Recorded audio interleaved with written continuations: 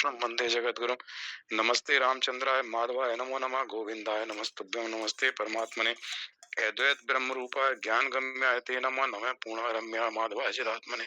ओम श्री परमात्मने नमः।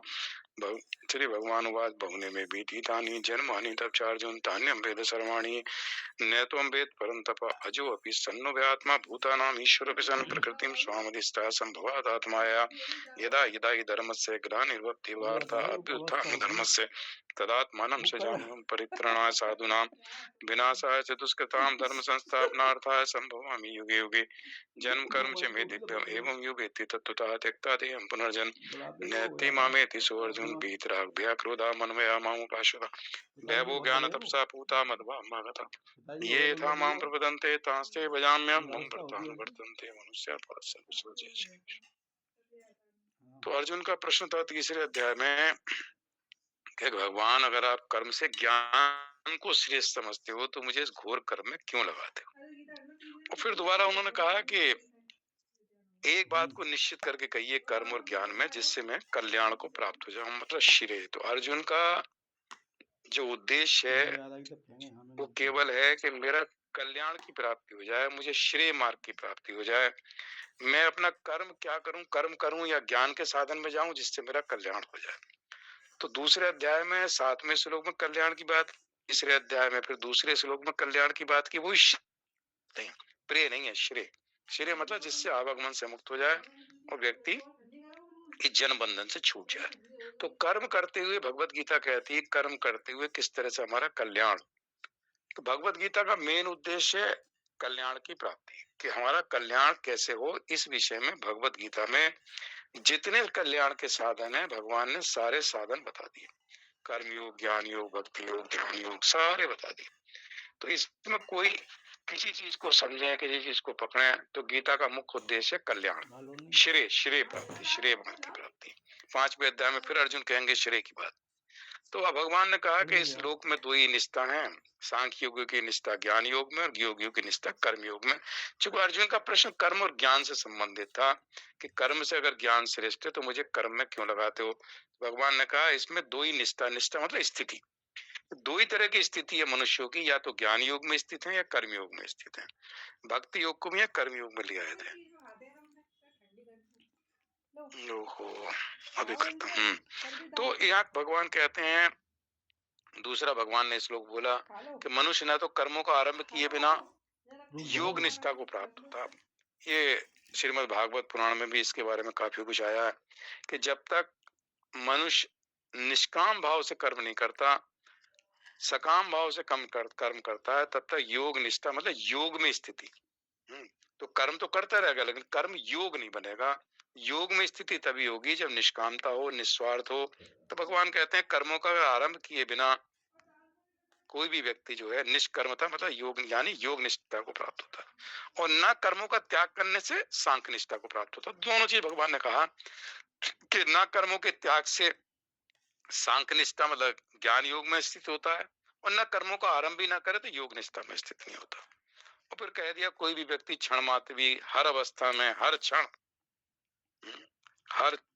कर्म किए बिना नहीं रहता, क्योंकि प्रकृति निरंतर क्रियाशील है। जब से प्रकृति भगवान ने कहा मैं एक से अनेक हो जाऊं और सृष्टि की रचना की, तब से प्रकृति निरंतर क्रियाशील है, आत्मा अक्रिय है, वहां कोई क्रिया नहीं है, और प्रकृति कभी क्रिया से रहित होती नहीं। तो दोनों चीजें बताई कि प्रकृति और इसको बताया भगवान ने। तो यहाँ कहते हैं कि क्षण भर भी और किसी भी अवस्था में, क्योंकि जब तक शरीर संबंध है, तो चाहे जागृत अवस्था हो, चाहे स्वप्न अवस्था हो, चाहे सुसुप्ति अवस्था हो, तीनों अवस्थाओं में कोई ना कोई क्रिया चलती रहती है। जागृत में हम व्यवहार में क्रिया करते हैं, स्वप्न अवस्था में मन अनेक तरह के वासनाओं के अनुसार स्वप्न बनाता रहता है, स्वप्न में हम चलते रह घूमते फिरते रहते हैं। और सुसुप्ति अवस्था में जो नींद है उसका जो सुख ले रहे हैं, तो वह सुख क्या नींद के मतलब एक तरह से नींद की क्रिया हो रही है कि नींद धीरे धीरे धीरे धीरे पक रही है। कहते हैं कच्ची नींद में उठा दिया, अगर 2 बजे किसी को उठा दो तो वो कह देता है स्वप्न भले ही ना देख रहे हो, लेकिन वो कहता है बड़ी गहरी नींद में सोया हुआ था, आपने मुझे कच्ची नींद में उठा दिया। तो नींद अभी कच्ची थी, तो धीरे धीरे नींद पक रही है। तो सुषुप्ति अवस्था में भी नींद का पकने की क्रिया हो रही। तो वहां भी क्रिया है, तीनों अवस्थाओं में क्रिया है, क्योंकि प्रकृति कभी भी, इसीलिए कहते हैं जो प्रलय और महाप्रलय है, तो जब प्रकृति क्रिया करते करते करते करते एक अवस्था होती है, जैसे 12 घंटे के बाद, 18 घंटे के बाद हम, हर व्यक्ति चाहता है मैं थोड़ा नींद में चला जाऊं, उससे मुझे फ्रेशनेस आ जाएगी। ऐसी प्रकृति क्रिया करते करते जब ब्रह्मा जी की रात्रि होती है, तो जितने समय का दिन होता है उतने समय की रात्रि होती है, जिसको प्रलय कह देते हैं। और सब ब्रह्मा जी के सूक्ष्म शरीर में लीन हो जाते हैं सारे, और फिर जो ब्रह्मा जी का दिन होता है उससे फिर अपने अपने कर्म उनके परिपक्व हो जाते हैं। उस कर्म के हिसाब से, गुण और कर्म के हिसाब से योनि मिल जाती है। और जब ब्रह्मा जी का भी समय पूरा होता है तो महाप्रलय हो जाती है, और वहां सारे के सारे, पूरी प्रकृति लीन हो जाती है, सारे लोक लीन हो जाते हैं, फिर कोई लोक नहीं रहता। ध्रुव लोक हो या कोई भी लोक हो, सब लोग महाप्रलय में लीन हो जाते हैं और महासर्ग में उत्पन्न हो जाते हैं। तो यहाँ भगवान कह रहे हैं कि ये जो प्रकृति है निरंतर क्रियाशील है, और इसको भी नींद की आवश्यकता है, तो प्रलय और महाप्रलय में ये सो जाती है और फिर अपने काम में लग जाती है। तो नैचे न ही कच्चे क्षण तक, एक क्षण भी, देखो क्षण मात्र भी कह रहा है, ये नहीं थोड़ी देर विश्राम कर ले, क्षण मात्र भी बिना कर्म किए नहीं रहता। जैसे हमारी अवस्था है जागृत स्वप्न सुसुप्ति, 24 घंटे 7 दिन शरीर से कोई ना कोई क्रिया, चाहे स्वप्न में, चाहे जागृत में, चाहे सुसुप्ति में, चलती रहती है। तो जब हमारा संबंध शरीर के साथ है, तो हम भी उस क्रिया के साथ बंध जाते हैं और लगता है कि मैं क्रिया कर रहा हूँ। आत्मा का जब अनात्मा के साथ संबंध हो जाता है, तो वो लगता है कि मैं भी क्रिया हूँ, जबकि वो अक्रिया है। तो भगवान ये कहते हैं कि, और जो कार्य थे, ये जो 5वां श्लोक बहुत बढ़िया, नई कच्चे क्षण भी जातु, हर अवस्था में क्षण मात्र भी तिष्ठन्ते कर्म कर, बिना कर्म किए नहीं रहता। क्योंकि सारा मनुष्य समुदाय क्या है, कर्म सर्व प्रकृति जय गुण, प्रकृति के जो गुणों के द्वारा, जो सतोगुण रजोगुण त्रिगुणात्मक प्रकृति, उसके द्वारा कर्म होते रहते हैं। जब हम उससे संबंध बना लेते हैं प्रकृति से, तो हम बाध्य हो जाते हैं कर्म करने के लिए, और वही कर्म संचित हो जाते हैं जब मैं कर्तापन का भाव आ जाता है। तो कहते हैं उपाधि से युक्त जो आत्मा है, जिसको जीवात्मा कह देते हैं, वो कर्ता भी है और वो भोक्ता भी है। जब उसने उपाधियों के साथ तादात्म कर लिया, मैं शरीर हूँ, मैं बीके शर्मा हूँ, मैं ये हूँ, मैं फलानी मेरी उपाधि है, पति हूँ, पत्नी है, तो जब उपाधियों के साथ युक्त हो जाता है, तो व्यक्ति भी उसके कर्म संचित होने लगते हैं, जो कर्तापन का भाव आ जाता है। जब करता है तो भोगता भी। असंग हो जाए, भाव ये आ जाए कि मैं कुछ नहीं करता, सब क्रिया जो है प्रकृति जय गुणाई, प्रकृति के गुणों के द्वारा हो रही है, तो कार्य थे अवश्य का, मतलब कहते हैं बाध्य हो जाता, बंध जाता, अवश्य उसके बस में हो जाता। कहते हैं प्रकृति परमात्मा के अधीन है। प्रकृति परमात्मा की अध्यक्षता में सब सृष्टि की रचना और ये सब करती रहती है, लेकिन मनुष्य जो जीव है वो प्रकृति के अधीन है। तो प्रकृति परमात्मा के अधीन है और हम प्रकृति के अधीन है। तो जब तक हम प्रकृति के अधीन होंगे, तो प्रकृति की क्रिया के साथ हमारा संबंध होगा, जन्म मरण का चक्कर चलता रहेगा। जो प्रकृति के अधीन होने के कारण प्रकृति के परिवर्तन के साथ हमारा परिवर्तन होता है, उस शरीर में परिवर्तन होते रहते हैं। तो ये भगवान ने 5वें श्लोक में कहा। और फिर आगे कहा, मिथ्याचार की बात आ गई कि जो इंद्रियों को बस में, बाहर से कहे कि मैं कुछ नहीं चिंतन करता, कुछ नहीं देखता, लेकिन अंदर विषयों का चिंतन करता रहता है, तो उसको भगवान ने मिथ्याचारी कहा। और अगले श्लोक में 7वें में फिर कह दिया, यस्तु इंद्रिया मनसा, जिसके नियमन कर ली, जिसने अनासक्त हुआ, अनासक्त भाव या बात थी, कर्म योग असक्ता से विशेषता, वो श्रेष्ठ बता दी भगवान ने, कि जो पुरुष मन से इंद्रियों को वश में करके, अब यहाँ मन से इंद्रियों को वश में किया, और वहां जो है पिछले श्लोक में भगवान कहते हैं हट पूर्वक ऊपर से रोकता, वहां बस नहीं है, हट पूर्वक ऊपर से नहीं करूं, नहीं बोलूंगा आज, लेकिन मन से उन इंद्रियों के विषयों का चिंतन करता रहता है। तो मन से चिंतन, जो भगवान कहते हैं कि जो क्रिया हम करते हैं, क्रिया के साथ साथ जो हमारे मन के भाव हैं, वो भाव क्रिया से श्रेष्ठ, मतलब क्रिया से कहते हैं, ये कहते हैं ना, पदार्थ से क्रिया श्रेष्ठ है, और क्रिया से भाव श्रेष्ठ है, और भाव से उद्देश्य श्रेष्ठ है। तो क्रिया से भाव श्रेष्ठ कहते हैं भगवान। तो अगर मन के भाव श्रेष्ठ है, तो क्रिया चूंकि जड़ है ना, तो जड़ चीज का उतना फर्क नहीं पड़ता जितना हमारे मन के जो भाव हैं, उस क्रिया के पीछे हमारे मन में भाव क्या, भाव से भी उद्देश्य क्या है, कि हमारा उद्देश्य, इसलिए कहते हैं उद्देश्य पवित्र हो। उद्देश्य हो मुझे अपने जीवन में अपना कल्याण करना। तो कल्याण करने के लिए जो भी हम क्रिया करेंगे, जिस क्रिया के साथ हम दिन में जो भी क्रिया करते हैं, उद्देश्य परमात्मा की प्राप्ति का। तो उद्देश्य परमात्मा की, तो हर क्रिया परमात्मा की प्राप्ति कराने वाले बन जाता है, चाहे वो युद्ध कर्म, युद्ध जैसा घोर कर भी मुक्ति का साधन बन जाता है, कल्याण का साधन बन जाता है, अगर हमारा उद्देश्य पवित्र है। दुर्योधन का उद्देश्य पवित्र नहीं है, पांडवों का उद्देश्य पवित्र है।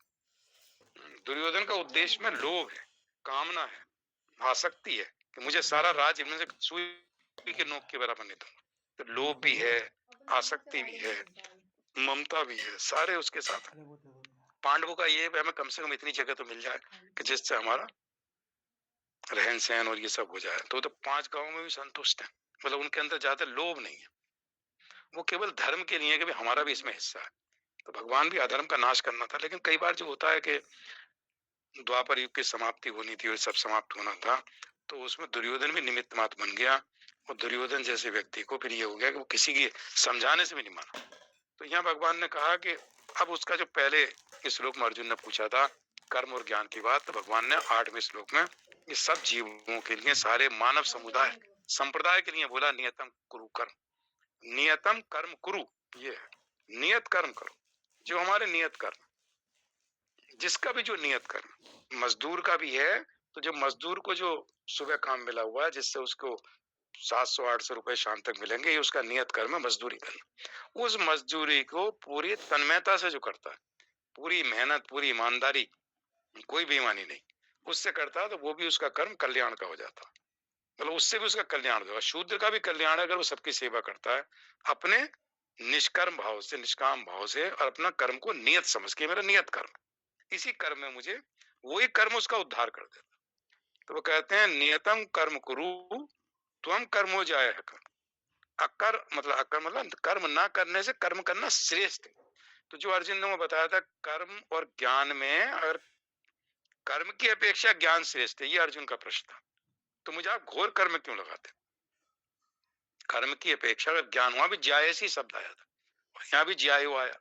तो कहते हैं कर्म ना करने से कर्म करना श्रेष्ठ है। तो यहाँ जो प्रश्न था कि कर्म और ज्ञान का, तो यह भगवान ने कह दिया कर्म ना करने से कर्म करना श्रेष्ठ है, क्योंकि शरीर निर्वाह के लिए भी, बिना शरीर निर्वाह भी बिना कर्म के नहीं होता। क्योंकि शरीर के निर्वाह के लिए आपको उसको खाना खिलाना, नहलाना धुलाना, अगर आप और भी क्रिया नहीं कर रहे तो कम से कम शरीर निर्वाह के लिए तो कर्म करना पड़ेगा। तो ये भगवान ने कहा। अब कर्म कैसे किया जाए, नियतम कर्म करो, तो भगवान ने कह दिया कि नियत कर्म करो। तो प्रश्न अगला उठता है कर्म किया कैसे जाए, तो भगवान ने 9वें श्लोक में कह दिया यज्ञार्थ कर्म, यज्ञ के लिए, यज्ञ के निमित्त, यज्ञ मतलब दूसरों की सेवा के लिए, दूसरों के हित के लिए, अपना स्वार्थ ना हो, अपनी कामना ना हो, निष्काम भाव से जो मेरा कर्तव्य कर्म है उसको मैं अगर यज्ञ की भांति, मजदूर है तो अपना निस्वार्थ भाव से, कोई स्वार्थ नहीं है उसे, अपना घर गृहस्थी चलाने के लिए जो भी रुपया मिलेगा उससे रुपया चल, लेकिन उस काम को बड़ी मेहनत से करता है। अब देखो दूसरा एक और है, जब हम कर्म में आसक्त होते हैं, तो जैसे मान लो फैक्ट्री में कोई काम कर रहा है, तो वही जानता है कि मैं ही फैक्ट्री का मालिक नहीं हूँ, मालिक कोई इसका दूसरा है, और मेरा शरीर निर्वाह के लिए इस फैक्ट्री में मैं सुबह से शाम तक काम करता हूँ, उसके बदले में मुझे 2 पैसे मिलते हैं जिससे मेरा घर परिवार चलता है। उसके मन में उसके दफ्तर का या उसका जो भी मेज कुर्सी मिली है, जो भी सामान मिला हुआ है, उसके साथ कहीं उसकी ममता, कहीं उसकी आसक्ति नहीं है। उस फैक्ट्री के साथ उसकी कोई आसक्ति नहीं है कि मेरी फैक्ट्री है, काम तो करता है 10 साल से कर रहा है, लेकिन सोचता है ये फैक्ट्री का मालिक कोई दूसरा है, मैं उसके लिए काम कर रहा हूँ, उस मालिक के लिए। तो यहाँ मालिक, संसार का मालिक परमात्मा है, इस संसार का मालिक परमात्मा है, उस परमात्मा के लिए जैसे वो फैक्ट्री का मालिक है, तो मैं जो कर्म करता हूँ उस फैक्ट्री के मालिक के लिए और संसार के मालिक के लिए कर रहा हूँ। मालिक इसका कोई दूसरा है, मैं इसका मालिक नहीं, ये सोच के करता है, और पूरी नेक नियत, पूरी ईमानदारी से करता है। तो मालिक को पता है कौन सा आदमी मेरा कितना अच्छा काम करता है, तो उसको भी पता है ईश्वर को। तो ये काम सोचते हुए संसार का मालिक ईश्वर है, सर्वलोक महेश्वर भगवान ने कह दिया, सारे लोगों का ईश्वर मैं हूँ, महेश्वर कह दिया। तो सारे लोगों के ईश्वर जो, उसके लिए जो भी हम करते हैं उस मालिक के लिए करते हैं। मैं इसका मालिक नहीं हूँ, मैं इस फैक्ट्री का, ना दुकान का, ना मकान का। उसका दिया हुआ है, उसने मुझे दे रखा है। जैसे फैक्ट्री का मालिक क्वार्टर बनाता है तो रहने के लिए अपने कर्मचारियों को क्वार्टर दे देता है, तो क्वार्टर देने के बाद भी जानता है कि मेरा क्वार्टर नहीं है, एक निश्चित समय सीमा के बाद इस क्वार्टर को छोड़ के मैं चला जाऊंगा। तो ऐसे उस दृष्टिकोण से हम देखें कि हमें मकान भी दे रखा है फैक्ट्री मालिक ने, नौकरी भी दे रखी है, खर्चा पानी भी देता है, रहन सहन का भी देखता है, सब कुछ देखता है। तो ऐसे इस परमात्मा के लिए उस फैक्ट्री के मालिक की जगह लोग महेश्वर कह दें, तो उस तरह से सोचे तो कर्म में उतनी आसक्ति नहीं होती, और कर्म जो है ईश्वर को समर्पण हो जाता है, क्योंकि उसमें मेरापन नहीं होता। तो यह भगवान कहते हैं यज्ञार्थ कर्म, यज्ञ की भांति कर्म करो। तो ये यज्ञ की भांति है, नहीं तो कहते हैं अन्यत्र लोकों में कर्म। नहीं तो इसके अन्यत्र अगर हम यज्ञ भावना से भावित होकर कर्म नहीं करते तो भगवान कहते हैं वो कर्म बंधन हो जाता है। और तदत कर्म कौनते मुक्त संग समाचार, मुक्त संग कह दिया, मुक्त संग आसक्ति से रहित होकर। तो जो तू कर को आसक्ति से रहित होकर उस यज्ञ के निमित्त भली भांति समाचार है। देखो समाचार शब्द जो भगवान ने लगाया, करे भली भांति, ऐसा नहीं कि टाल मटोल कर दिया, अरे कर लेंगे थोड़ा 1 घंटे कर दिया, 4 घंटे रेस्ट कर लिया। तो समाचार भली भांति। तदर्थ कर्म कौन थे, उसके लिए जो यज्ञ की बात की, तदर्थ तदर्थम कर्म कौन थे, मुक्त संग आसक्ति से रहित। तो फैक्ट्री से पता चलता है कि उसके लिए जैसे वो कर्मचारी काम करता है उस तरह से हम सब एक कर्मचारी हैं। भगवान ने सृष्टि में हम सबको भेजा है, और एक निश्चित समय सीमा के बाद में, जैसे 60 साल के बाद वो रिटायर हो जाता है, घर चला जाता है, ऐसे ही निश्चित समय सीमा के बाद हम लोग भी संसार से रिटायर होकर चले जाएंगे। ये मकान वकान जो उसने हमें दिया था वो यहीं छोड़ छाड़ के चले जाते हैं। तो उसमें उस आसक्ति को थोड़ा सा त्यागना। और भगवान उसके आगे और बताया जो ब्रह्मा जी का था, से यज्ञ प्रजा सृष्टा पूर्ववाज प्रजापति अनेन प्रसूत। तो ये भगवान काम दुख शब्द इस्तेमाल किया, तो बढ़िया शब्द था, जैसे काम धेनु है उस तरह का था। तो प्रजापति ब्रह्मा ने कल्प के आदि में, जब कल्प का आदि होता है और अंत होता है प्रलय और प्रलय और सर्ग में, तो देखो कल्प के आदि में जब ब्रह्मा जी रचना करते हैं तो कहते हैं यज्ञ सहित प्रजाओं को रचा। यज्ञ सहित मतलब कर्तव्य कर्मों के साथ, ये कर्तव्य कर्म है वृक्षों का, लताओं का, आपको फल देने, आपको ये देना, आपको ये देना, दूसरों की भावना से। नदी है जल देगी, तो सबके कर्तव्य कर्मों के साथ। सूर्य है, चंद्रमा है, वो तो खैर महासर्ग में होते हैं, लेकिन सबकी रचना जो है वो कर्तव्य कर्म के साथ की। बस मनुष्य में ये हो गया कि वो चूंकि कर्तव्य कर्म करने में स्वतंत्र है, जो उसकी मर्जी आई वो करता चला गया, बिना विचारे, शास्त्रों का ज्ञान नहीं था, तो जो मन में आया उसने वो करना शुरू कर दिया, स्वतंत्रता थी मनुष्य। तो भगवान ने तो ब्रह्मा जी ने कहते हैं कि उसने तो यज्ञ सहित प्रजाओं को रचा, उनसे कहा तुम यज्ञ के द्वारा वृद्धि को प्राप्त हो जाओगे, और ये यज्ञ तुम लोगों को इच्छित भोग प्रदान करने वाला, काम दुख शब्द से इष्ट काम दुख। तो काम दुख मतलब जो कर्तव्य कर्म के लिए, ऐसा नहीं कामना को पूर्ति कर देगा, लेकिन जो हमारे कर्तव्य कर्मों के लिए जो आवश्यकता है उनकी उपलब्ध उनको कराता रहेगा। और फिर 11वें श्लोक में कह दिया कि तुम लोग इस यज्ञ के द्वारा देवताओं को मतलब यहाँ सब मनुष्य समुदाय है, देवता भी और मनुष्य भी है, कि अगर हम दूसरों के लिए काम करते हैं यज्ञ के द्वारा, अगर दूसरे मनुष्यों को कि उनके हित के लिए काम करते हैं जिससे उनकी उन्नति हो, तो यहाँ देवता तुम लोगों को उन्नत करके जगह ये भी है कि प्रकृति फिर हम लोगों को, ये ईश्वर हम लोगों को वो चीज उपलब्ध कराता है जिससे हमें कोई, जैसे भगवान कहते हैं योग 6 मैं करता हूँ, या जो हमें कर्तव्य कर्मों के लिए आवश्यकता है वो चीज हमें अवेलेबल करा देता है। तो इस प्रकार परस्परम भावयंतम, परम श्रेय शब्द कह दिया, परम कल्याण को प्राप्त हो गए। तो अर्जुन का एक प्रश्न था कि ऐसा साधन बताइए जिससे मेरा निश्चित कल्याण हो जाए। तो 11वें श्लोक में भगवान ने उसका उत्तर दे दिया कि जो तेरा निश्चित कल्याण हो जाएगा। अर्जुन केवल कल्याण की बात करता है और भगवान परम कल्याण की बात करते हैं। अर्जुन ने श्रेय शब्द इस्तेमाल किया, भगवान ने परम श्रेय का इस्तेमाल कर दिया कि परस्परम भावयंतम। ये शब्द जो है पूरे समाज के लिए है, परस्परम भावयंतम, हम परस्पर एक दूसरे के लिए, एक दूसरे मनुष्य एक दूसरे के लिए और दूसरा उसके लिए, मतलब एक दूसरे को उन्नत करते हुए, मतलब एक दूसरे की अगर यज्ञ भावना यही है कि हर व्यक्ति दूसरे के लिए, वो दूसरा व्यक्ति दूसरों के लिए, तो पूरे समाज में एक भावना आ जाती है, हित भावना, सब एक दूसरे के हित के लिए कर रहा है। कहीं अपना कोई, अपन दूसरों के हित के लिए कर्म करने से अपना हित ऑटोमेटिकली होता रहता है। जो केवल अपने हित के लिए करता है उसका हित होना मतलब आवश्यक नहीं है, लेकिन जो दूसरों के लिए सोचता है तो प्रकृति और ये सारी जो पूरे देवता, पूरी प्रकृति सब उसकी रक्षा करते हैं, सब उसके लिए काम करते हैं। मनुष्य में भी होता है, तो दूसरे लिए करता है, हो सकता है एक दो ना करें, एक आध कोई उसको मदद करने वाला कहीं ना कहीं मिल जाएगा। तो भगवान ने कहा तुम लोग परम कल्याण को प्राप्त हो जाओगे। कल्याण की बात नहीं है, परम कल्याण। तो पर श्रेय के साथ ही भगवान ने परम शब्द लगा दिया, नहीं श्रेय और प्रिय रहते हैं, परम श्रेय लगा दिया। तो अर्जुन के प्रश्न का जवाब भगवान ने दिया परम श्रेय की बात करके। और फिर कहते हैं 11वें श्लोक तक बात होगी, दिखा रिविजन हो गया। स्थान भोगानी वो देवा दास्यन्ति यज्ञ भावता। अब देखो यहाँ भगवान कहते हैं यज्ञ के द्वारा बढ़ाए हुए देवता, जो देवता वो सारा, इसमें देवता के साथ सब कुछ समझ लेगा, जितने सृष्टि में सब कुछ है, तुम लोगों को बिना मांगे इच्छित भोग निश्चय देते रहे। वो कहते हैं मांगे, जो मांगा तो फिर कामना आ गई, मांगने वाला सकाम भाव आ गई। तो सकाम भाव वो करेगा, यज्ञ की भावना से जब कर्म करेगा तो वह सकाम भाव नहीं होता, वो तो अपने कर्तव्य कर्म पूरा कर रहा यज्ञ की भावना से। तो यहाँ कहते बिना मांगे स्थान भोगान ही व्या देवा दास यंते यज्ञ भाव, यज्ञ की भावना हो। भाव हमारा देखो, भाव शब्द आ गया, भाव कैसा है, कर्म नहीं है, भाव। भाव हमारा दूसरे का हित का है।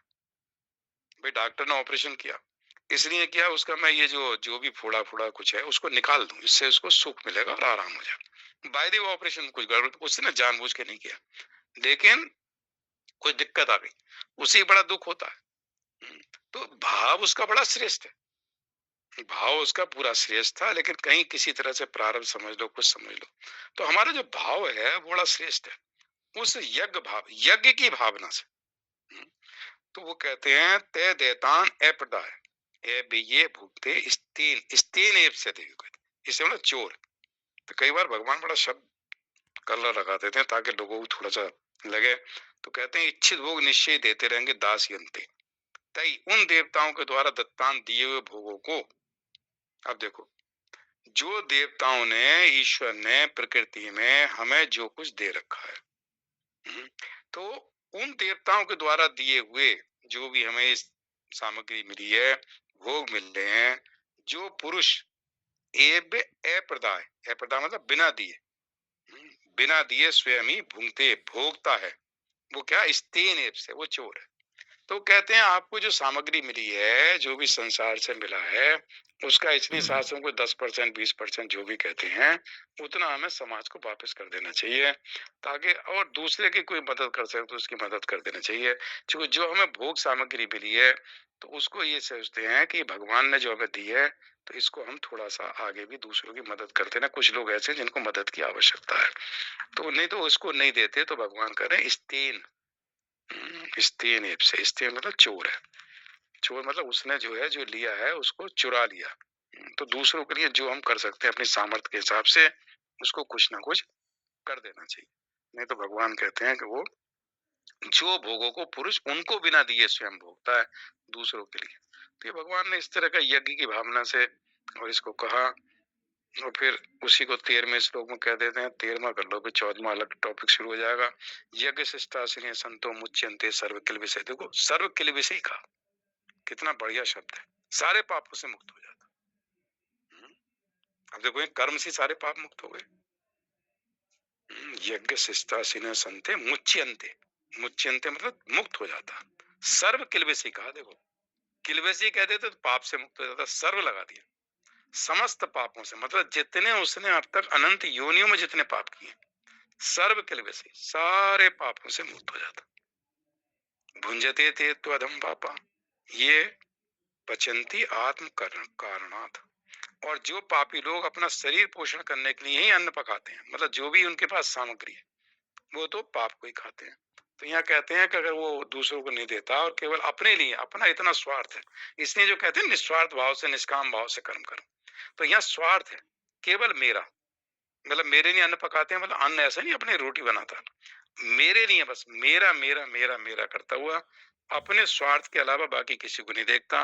तो भगवान कहते हैं उसको, भगवान ने तो पापी लोग कहा। और एक कहता पाप, खाते भी पाप है, मतलब देखो खाने को भी पाप का मतलब जो हम ग्रहण कर, जो भोग रहे हैं। इसलिए एक जगह पहले अध्याय में शब्द आया रक्त से सने हुए, इन भोगों को मैं भोगना नहीं चाहता, अर्जुन कह रहा। कि इन्हें जब मारूंगा तो ये जो भोग और अर्थ मिलेगा मुझे, ये रक्त से सना होगा, खून से सने हुए, खून से सने हुए भोगों को भोग। तो वहां अर्जुन कहता है ये तो बड़ा पाप लग जाएगा। तो यहाँ भगवान कह रहे हैं वैसे पापी लोग तो केवल पाप को ही खाते, मतलब जो भी तो पाप को खा रहा है तो पाप ही पाप बढ़ रहा है। और अगर वो पहला इनमें कहते हैं यज्ञ शिष्टा, अगर वो यज्ञ से बचे हुए अन्न को खाते हैं, जो दूसरों के देने के बाद जो बचता है, तो इसलिए जो देते हैं उससे शुद्धि आती है। जो हमने कुछ दिया 10%, 20%, 30%, उससे जो बचा हुआ है, उसको जो अपने सेवन में लाता है, उसको जो खाता है या भोगता है, जो भी करता है, उससे वो सब पापों से मुक्त हो जाता है। और जो केवल अपने स्वार्थ में लगा रहता है, दुनियादारी से, समाज से किसी से कोई मतलब नहीं, वो अपने शरीर तक ही सीमित है। अपने शरीर के लिए उसको आसुरी भी कहा। असुर वही जो अपने प्राणों के पोषण में लगा रहता है, तो उसको असुर कह दिया। तो यहाँ भगवान कहते हैं जो अपने शरीर पोषण के लिए खाता है, लगा रहता है, वो पापी लोग है और पाप को ही खाता है, मतलब पाप ही पाप संचित करता है, फिर नरक में चला जाता है। ओम पूर्णमदः पूर्णमिदं पूर्णात् पूर्णमुदच्यते पूर्णस्य पूर्णमादाय पूर्णमेवावशिष्यते। ओम शांति शांति शांति। श्री कृष्ण अर्पणमस्तु। हरि ओम तत्सत। हरि ओम तत्सत। जय श्री